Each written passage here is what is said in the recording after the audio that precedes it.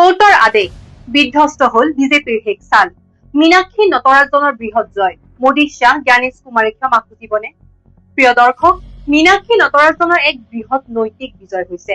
মোদী, অমিত শ্বাহ, জ্ঞানেশ কুমাৰে এতিয়া ক্ষমা বিচাৰিবনে?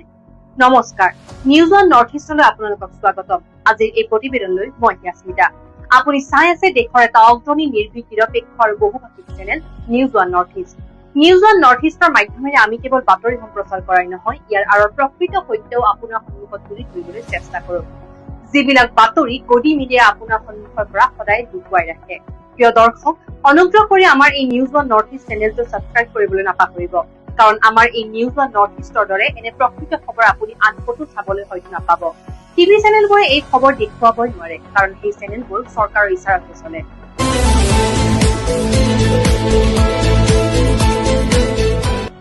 সংবাদ পত্ৰৰ এই হেডলাইনবোৰ চাওক।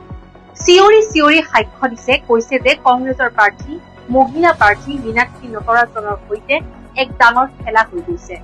তেন্তে মোদী আৰু অমিত শ্বাহ ইয়াৰ বাবে ক্ষমা বিচাৰিব নেকি? জ্ঞানেশ কুমাৰে নিজৰ ভুলৰ বাবে ক্ষমা বিচাৰিবনে? খবৰটো চাওক, অতি ডাঙৰ খবৰ। প্ৰিয় দৰ্শক, যি বিষয়টো বিগত দুদিন ধৰি সমগ্ৰ দেশত আলোচনাৰ বিষয় হৈ আছিল, সেই বিষয়টো অৱশেষত কি হ'ল চাওক। আপোনাৰ স্ক্ৰীণত হেডলাইনখিনি চাওক। যিটো কেছৰ নোটিছৰ ভিত্তিত মীনাক্ষী নটৰাজনৰ মনোনয়ন বাতিল কৰা হৈছিল, সেই কেছটোৰ আবেদন আদালতে উভতাই দিলে। পৰৱৰ্তী হেডলাইনটো চাওক, আচৰিত নহব। একেৰাহে হেডলাইনখিনি চাওক। ৰাজ্যসভাৰ মনোনয়ন বাতিল হোৱাৰ ভিত্তি হোৱা বিষয়টো আদালতে উভতাই দিলে। মীনাক্ষী নটৰাজনে স্বস্তি লাভ কৰিলে। পৰৱৰ্তী তৃতীয় হেডলাইনটো চাওক। সমগ্ৰ বিষয়টো বুজি পাব। আদালতে সেই অভিযোগ পত্ৰখন উভতাই দিলে, যাৰ বাবে মীনাক্ষী নটৰাজনৰ ৰাজ্যসভাৰ মনোনয়ন বাতিল হৈছিল। প্ৰিয় দৰ্শক, আপুনি বুজি পালেনে? অৰ্থাৎ কংগ্ৰেছ প্ৰাৰ্থী মীনাক্ষী নটৰাজনৰ এয়া এক বৃহৎ নৈতিক বিজয়। তেওঁ হাৰা নাই। এই খবৰটোৱে কয় যে তেওঁক হৰুৱাই দিয়া হৈছিল। মোদী শ্বাহৰ যুতিয়ে এক চমৎকাৰ কৰি দেখুৱালে। মোদী হে তো মুমকিন হে। মোদী চৰকাৰে মহিলা সবলীকৰণৰ নামত দিয়া শ্লোগানৰ এয়াই বাস্তৱ ৰূপ। কাৰণ এই খবৰটোৱে কয় যে এখন স্থানীয় আদালতে নিৰ্বাচন আয়োগক আইন দেখুৱাই দিলে। মীনাক্ষী নটৰাজন কংগ্ৰেছ মধ্যপ্ৰদেশৰ ৰাজ্যসভাৰ প্ৰাৰ্থী। তেওঁৰ মনোনয়ন যিদৰে বাতিল কৰা হৈছিল, যি বিষয়টোক লৈ বাতিল কৰা হৈছিল, সেয়া এনে এটা বিষয় আছিল যাৰ কোনো ধাৰণা আৰু কোনো ভিত্তি নাছিল।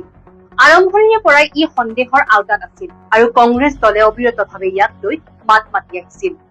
নিৰ্বাচন আয়োগত অভিযোগ দাখিল কৰিছিল, মীনাক্ষী নটৰাজনে কৰিছিল। লগতে এয়া সমগ্ৰ বিষয়টোক লৈ কংগ্ৰেছ উচ্চতম ন্যায়ালয়েও গৈছিল, ৰাষ্ট্ৰপতি ভৱনলৈ গৈছিল। কিন্তু এই সময়তে এই ডাঙৰ খবৰটো আপোনাৰ সন্মুখত আহিছে, যিটো এই কথাৰ জীৱন্ত প্ৰমাণ যে আমাৰ দেশত নিৰ্বাচনৰ নামত আচলতে কি খেল চলি আছে। প্ৰিয় দৰ্শক, আপোনালোকৰ হয়তো মনত থাকিব, 3 দিনৰ আগতে মধ্যপ্ৰদেশত যেতিয়া মীনাক্ষী নটৰাজনৰ মনোনয়ন বাতিল কৰা হৈছিল, তেতিয়া গোটেই ৰাতি মধ্যপ্ৰদেশ কংগ্ৰেছৰ নেতাসকলৰ নিৰ্বাচন আয়োগৰ কাৰ্যালয়ৰ বাহিৰত ধৰ্ণাত বহিছিল। আৰু আনকি দিল্লীত নিৰ্বাচন আয়োগৰ কাৰ্যালয়ৰ বাহিৰত কেচি বেণুগোপাল, জয়ৰাম ৰমেশ, শচীন পাইলট আদি নেতাসকলৰ ধৰ্ণা দিছিল। তেওঁলোক আনকি পুলিচৰ সৈতে তৰ্ক বিতৰ্কতো লিপ্ত হৈছিল। আৰু পিছদিনা নিৰ্বাচন আয়োগক সাক্ষাৎ কৰি এখন অভিযোগ পত্ৰও দিছিল। অভিযোগ কৰিছিল, তেওঁলোকে কৈছিল যে যি মনোনয়ন বাতিল কৰা হৈছে সেয়া ভুল। অৰ্থাৎ ৰিটাৰ্ণিং অফিচাৰৰ সিদ্ধান্তক জ্ঞানেশ কুমাৰে প্ৰত্যাহাৰ কৰিব পাৰিলেহেঁতেন, কিন্তু নকৰিলে। কাৰণ তেলেংগানাৰ এখন আদালতত মীনাক্ষী নটৰাজনৰ বিৰুদ্ধে এটা অভিযোগ আছিল। সেইটোৱে ভিত্তি হিচাপে লোৱা হৈছিল। ইয়াৰ ওপৰত এফআইআৰ দাখিল হোৱা নাছিল। এই সমগ্ৰ বিষয়টোৰ এতিয়া সম্পূৰ্ণ তথ্য পোহৰলৈ আহিছে যে আবেদনখনত তেওঁৰ নাম প্ৰতিবাদী হিচাপে অন্তৰ্ভুক্ত কৰা হৈছিল, মীনাক্ষী নটৰাজনৰ নাম, যাৰ ফলত তেওঁৰ মনোনয়ন বাতিল কৰা হৈছিল। কিন্তু এতিয়া সেই আবেদনখনক হায়দৰাবাদৰ এখন স্থানীয় আদালতে শুনানি কৰিবলৈ অস্বীকাৰ কৰিছে। প্ৰিয় দৰ্শক, নিৰ্বাচনৰ নামত এয়া যদি খেলা নহয় তেন্তে কি? অলপ চিন্তা কৰি চাওক যে দেশত নিৰ্বাচনৰ নামত কি চলি আছে। আবেদনখন উভতাই দিয়া হল। আবেদনখনক শুনানিৰ বাবে যোগ্য বুলিও গণ্য কৰা নহল। অথচ এই আবেদনখনৰ ভিত্তিতে এগৰাকী মহিলা মীনাক্ষী নটৰাজনৰ মনোনয়ন বাতিল কৰি দিয়া হল। এতিয়া যদি এইটো সেই মহিলাগৰাকীৰ ওপৰত অন্যায় নহয়, তেন্তে ভাবকচোন কি হৈছে। প্ৰিয় দৰ্শক, কেইঘণ্টামানৰ ভিতৰত এই সকলোবোৰ লক্ষ্য কৰক। সময়ৰ প্ৰতি লক্ষ্য কৰক। সময়ৰ এই সম্পূৰ্ণ খেলখন চাওক। 12 তাৰিখতে বিনা প্ৰতিদ্বন্দ্বিতাৰ মধ্যপ্ৰদেশত বিজেপিৰ 3জন প্ৰাৰ্থী নিৰ্বাচনত অৱতীৰ্ণ নোহোৱাকৈ সাংসদ হৈ গল। এই 3জনেই জয়ী হল। চাওক, তিনিওজনক কোনো নিৰ্বাচন নোহোৱাকৈ জিকাই দিয়া হল। আৰু 12 তাৰিখৰ নিশাই এই খবৰ আহিল যে মীনাক্ষী নটৰাজনৰ বিৰুদ্ধে থকা অভিযোগটো শুনানিৰ বাবে আদালতত অগ্ৰাহ্য কৰিলে এইদৰে খেলা কৰা হয়। প্ৰিয় দৰ্শক, আদালতে অভিযোগ গ্ৰহণ কৰিবলৈকে অস্বীকাৰ কৰিলে। আদালতে ক'লে যে মীনাক্ষী নটৰাজনৰ এই সমগ্ৰ গোচৰটোৰ সৈতে কোনো সম্পৰ্ক নাই। চাওক, এয়া যদি খেল নহয় তেন্তে কি? মূলতঃ আপুনি ক'ব পাৰে যে এইটো মীনাক্ষী নটৰাজনৰ নৈতিক বিজয়। ঠিক আছে, নৈতিক ভিত্তিত আপুনি ক'ব পাৰে যে এয়াও এক বৃহৎ বিজয়, কিন্তু আচলতে এই সমগ্ৰ খেলখন কিয় খেলা হ'ল? আৰু সেয়াও এগৰাকী মহিলাৰ সৈতে, য'ত আপুনি সদনত কয় যে মহিলাৰ সবলীকৰণৰ নামত আমাক ভোট দিয়ক, মহিলাৰ সন্মানৰ বাবে বিজেপি সদায় প্ৰস্তুত। কিন্তু ইয়াত ৰিটাৰ্ণিং অফিচাৰৰ ওপৰতে গুৰুত্বৰ অভিযোগ উঠিল। কি অভিযোগ উঠিল? যে তেওঁ RSSৰ ব্যক্তি, আৰু RSSৰ ব্যক্তি সেই পদত বহি এই সমগ্ৰ খেলখন খেলি আছিল। প্ৰিয় দৰ্শক, কংগ্ৰেছে এই অভিযোগ কৰিছিল যে জ্ঞানেশ কুমাৰৰ ওচৰলৈ যেতিয়া এই বিষয়টো গ'ল, তেতিয়া মিষ্টাৰ জ্ঞানেশ কুমাৰজীৰ ক্ষমতা এয়াই, বিৰোধীৰ কথা শুনিও নুশুনাৰ ভাও ধৰিলে। কোনো অভিযোগ নহয়, একো নহয়, কেৱল অন দ্য স্পট সিদ্ধান্ত, কোনো শুনানি নহয়, বেয়া নেদেখিব, বেয়া নুশুনিব, বেয়া নকৰিব। কিন্তু যেতিয়া এই বিষয়টো আদালতলৈ গ'ল, তেতিয়া আদালতে শুনিবলৈকো অস্বীকাৰ কৰিলে। আৰু এতিয়া যি ঘটিল সেইটোৱে সকলোকে আচৰিত কৰি তুলিছে। মীনাক্ষী নটৰাজনৰ নাম থকা আবেদনখনত বহুতো নাম আছিল, যাৰ ভিত্তিত এই সকলো কোৱা হৈছিল আৰু এই আবেদনখনৰ শুনানি লবলৈ অস্বীকাৰ কৰে।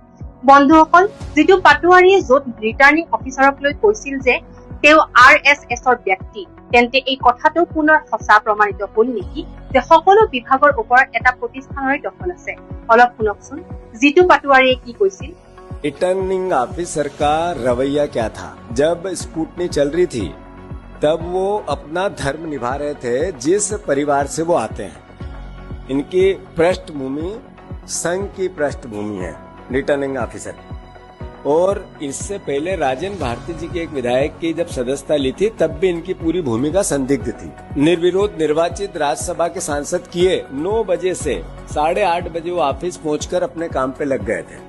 यानी जो रिटर्निंग ऑफिसर है उसने जितना बड़ा क्राइम किया, ये देश के इतिहास के लोकतांत्रिक व्यवस्था में काला धब्बा है। हमने उसी रात को सारे विधायक केंद्रीय निर्वाचन का भोपाल कार्यालय पे हमारी आपत्ति दर्ज कराने गए। 6 घंटे तक हम सोते रहे, वहीं पे वीडियो विजुअल आए। सुबह उन्होंने कहा कि आप सुबह हम आपसे 11 बजे मिलेंगे। इसी समय वेणुगोपाल जी के नेतृत्व में यहाँ प्रतिनिधिमंडल गया, मीनाक्षी जी भी उसमें थी।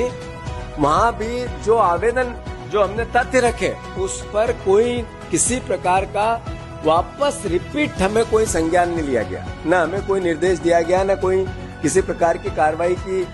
या तो रिजेक्ट करते या सिलेक्ट करते या उसको एक्सेप्ट करते, दोनों नहीं किया गया। ये पूरा रवैया क्या है? ये पूरा रवैया है कि लोकतंत्र को मोदी ने मार दी। মীনাক্ষী নটৰাজনৰ বিষয়টো আজি দেশৰ সন্মুখত এটা উদাহৰণ হৈ পৰিছে মনোনয়ন বাতিল হোৱাটো। প্ৰিয় দৰ্শক, আৰু আনফালে চাওক, ঝাৰখণ্ডৰ বিষয়টো লৈ আহক। মই পুনৰ আপোনাক সোঁৱৰাই দিব বিচাৰো ঝাৰখণ্ডত কি হৈছিল।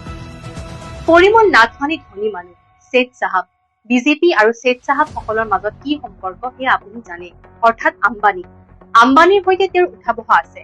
পৰিমল নাথৱানীজী নামত নিৰ্দলীয় প্ৰাৰ্থী, কবলৈ গলে নিৰ্দলীয় কিন্তু সমৰ্থন NDAৰ। বুজি পালেই নহয় আপুনি। গুজৰাট লবি, তেওঁৰ মনোনয়নতো একেই সমস্যা আছিল, কিন্তু তথাপিও তেওঁক এদিনৰ সময় দিয়া হৈছিল। কোৱা হৈছিল নাই আপুনি শ্বেখ চাহাব, এদিন সময় লওক, কোনো অসুবিধা নাই, ভুল হৈছে শুধৰাই লওক। অৰ্থাৎ একেটা আপত্তিকে লৈ দুটা বেলেগ নিয়ম, দুখন বেলেগ আইন, একেই সমস্যা, একেই আপত্তি। JMM আৰু কংগ্ৰেছে আপত্তি দাখিল কৰিছিল, কিন্তু সেই আপত্তিসমূহক আওকাণ কৰি সময় দিয়া হৈছিল। কিন্তু মীনাক্ষী নটৰাজনক কোনো সময় দিয়া নহল, কোনো সুযোগ দিয়া নহল। নিৰ্বাচন আয়োগত মুখ্য নিৰ্বাচন আয়ুক্তৰ কাৰ্যালয়ৰ পৰাও কোনো সদুত্তৰ পোৱা নগল, ন্যায়ালয়ৰ পৰাও কোনো সকাহ পোৱা নগল, আৰু শেষত সকাহ ক'ৰ পৰা আহিল? যিখন আদালতত বিষয়টো আছিল সেই আদালতে গোচৰটো শুনানি লবলৈ অস্বীকাৰ কৰিলে, আৰু সকলো ঘটনা একেৰাহে কেইঘণ্টামানৰ ভিতৰতে সংঘটিত হল। প্ৰিয় দৰ্শক, ভাবকচোন, মধ্যপ্ৰদেশৰ পৰা দিল্লীলৈকে 61 জন বিধায়ক, জনসাধাৰণে নিৰ্বাচন কৰা জনপ্ৰতিনিধি, এজন দুজন নহয় 61 জন বিধায়ক ৰাষ্ট্ৰপতি ভৱনত গল। বাটত পুলিচে বাধা দিলে, যথেষ্ট হুলস্থুল হল। জিতু পাটোৱাৰীৰ নেতৃত্বত এই সকলোবোৰ চলি আছিল। মীনাক্ষী নটৰাজনো তাত উপস্থিত আছিল, কিন্তু তেওঁ কৈছিল, মীনাক্ষী নটৰাজনে কৈছিল যে মোৰ মনোনয়ন ভুল পদ্ধতিত বাতিল কৰা হৈছে। আৰু আজি আপুনি ভাবকচোন, যেতিয়া মীনাক্ষী নটৰাজনে এই খবৰটো দেখি আছে, শুনি আছে, তেতিয়া এই মহিলাগৰাকীয়ে কেনে অনুভৱ কৰিব? কেনেকৈ এটা ষড়যন্ত্ৰৰ অধীনত এটা চক্ৰবেহু ৰচনা কৰা হল আৰু এগৰাকী মহিলা ৰাজ্যসভালৈ যোৱাৰ পৰা বঞ্চিত কৰা হল। এইটোৱেই বিজেপিৰ মহিলা সবলীকৰণৰ আটাইতকৈ ডাঙৰ প্ৰমাণ। চাল চৰিত্ৰ আৰু শ্লোগানেৰেহে বিজেপিৰ মহিলাৰ সন্মানৰ বাবে। প্ৰিয় দৰ্শক, এইটোৱে আচল সত্য নহয়।